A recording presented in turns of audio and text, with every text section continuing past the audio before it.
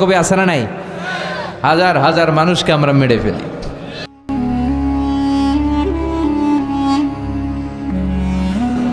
চিল্লায় বলেন আমরা কি চাই? আমরা যুদ্ধ চাই। কেমন করে এরা সুযোগ পায়? আমরা কোনো যুদ্ধ দেখতে চাই? আমরা কোনো যুদ্ধ দেখতে চাই না। একটার পর একটা যুদ্ধ বিগ্রহে হাজার হাজার মানুষ চলে যায়।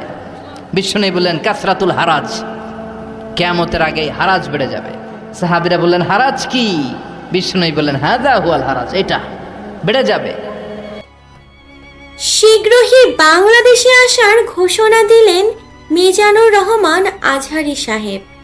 তাহলে কবে নাগাদ তিনি বাংলাদেশে ফিরছেন?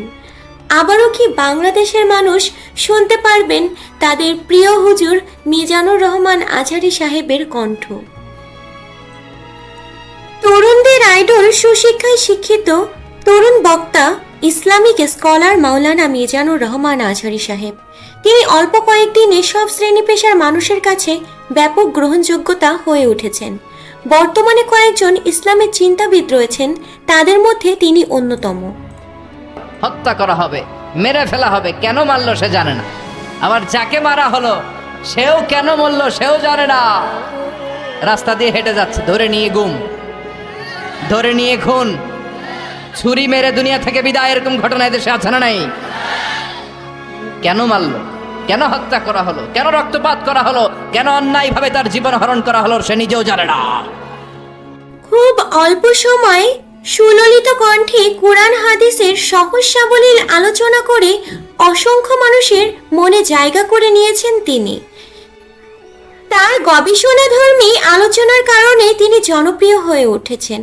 তিনি বাংলা, আরবি, ইংরেজি ভাষায় খুবই দক্ষ, যে কারণে বিভিন্ন দেশের মানুষ তার আলোচনা বুঝতে পারে।